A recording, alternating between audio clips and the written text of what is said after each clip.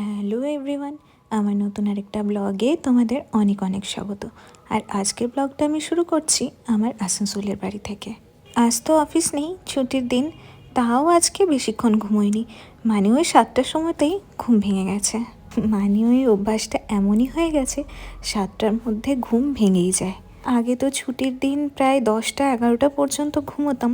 তো ব্রাশ করা শেষ করেই দেখি মা একদম চা বিস্কুট রেডি করে রেখেছে। যদিও চা খাওয়ার অভ্যেসটা আমার একদমই চলে গিয়েছে।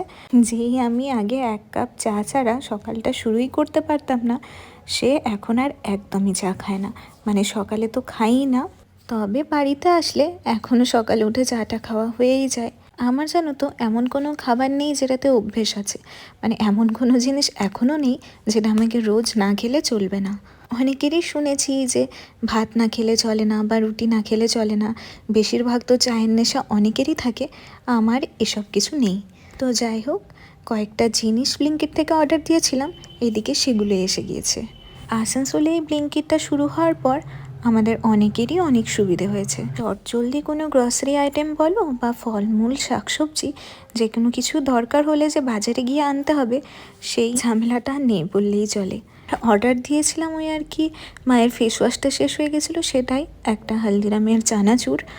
আর একটু শিম ভাজা খেতে খুব পছন্দ করে, বাড়িতে শিমটা ছিল না, তাই জন্য ব্লিঙ্কিট থেকে অর্ডার দিয়ে দিয়েছিলাম।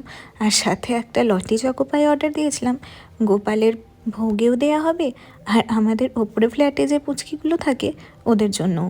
আর হ্যাঁ, সাথে 3টে কোরিয়ান নুডলস অর্ডার দিয়েছিলাম। এই নুডলসটা আবার আমি আর মা দুজনেই বেশ পছন্দ করি। আর এদিকে দেখো, মায়ের এতক্ষণে ব্রেকফাস্ট বানানো হয়ে গিয়েছে। আজ ব্রেকফাস্টে বানিয়েছিল লুচি, কাবলি ছোলার তরকারি, আর সাথে তো মিষ্টি আছেই। মাঝখানে আমাদের গোপালকেও তোমাদের দেখিয়ে দিলাম। আর এখন দুজন মিলে রেডি হয়ে একটু বেরোচ্ছি, আসানসোল বাজারে যাব। আসলে এখন যাচ্ছি শ্রীলেদার্সে, বাবার জন্য একটা শ্যু নেওয়ার ছিল।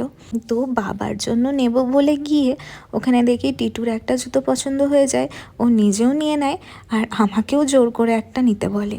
তো আমি, বাবা, টিটু 3জনের জন্যই যখন জুতো হয়ে গেল, তখন ভাবলাম মায়ের জন্য একটা নিয়ে নিই।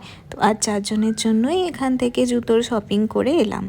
যদিও এটার পুরোটাই প্রি প্ল্যান ছিল না, মানে সব সময় তো সব কিছু আর প্ল্যান করে হয় না।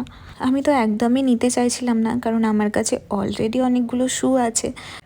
আর এবছর পুজোর সময় না আমি নতুন কোনো জুতো কিনিনি, কারণ তার কিছুদিন আগেই তো বিয়ের সময় কেনা হয়েছিল, সেগুলোই নতুনই রয়েছে, তাই জন্য পুজোতে কিনিনি বলে টিটু এখন জোর করে কিনতে বললো।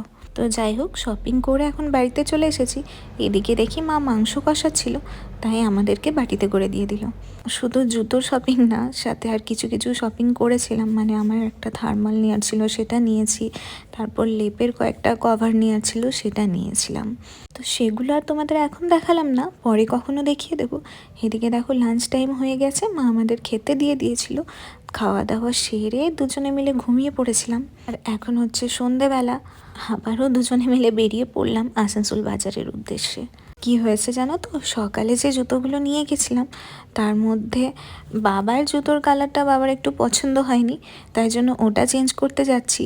আর মায়ের জন্য যে শ্যুটা নিয়েছিলাম, মা বলল মায়ের অলরেডি 2টো শ্যু রয়েছে, তো মায়ের আর শ্যুয়ের দরকার নেই, তাই জন্য চেঞ্জ করে নর্মাল স্যান্ডেল নিতে যাচ্ছিলাম। ব্যাস, সন্ধ্যেতে তো এর থেকে বেশি আর কাজ ছিল না, তাই জন্য ফেরার পথে বিএনআর মোড়ে দাঁড়িয়ে দুজনে 2 কাপ চা খেয়ে নিলাম।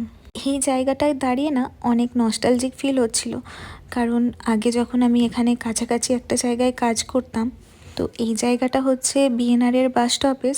প্রায় দিনই বাড়ি ফেরার জন্য এই জায়গায় দাঁড়িয়ে বাসের ওয়েট করতাম আর এই দোকানটা থেকে চা খেতাম। তোমরা যারা আসানসোলের লোকাল তারা তো জানোই বিএনআর মোড়ে চাটা কত সুন্দর।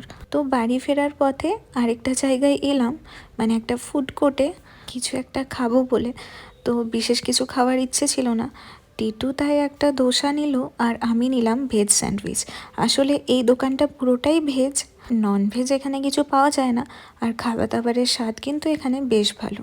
আমরা খাওয়া দাওয়া করে নিয়ে বাড়িতে মা, বাবার একটা পিসি এসেছে, ওদের জন্য স্যান্ডউইচ নিয়ে রওনা দিলাম বাড়ির পথে।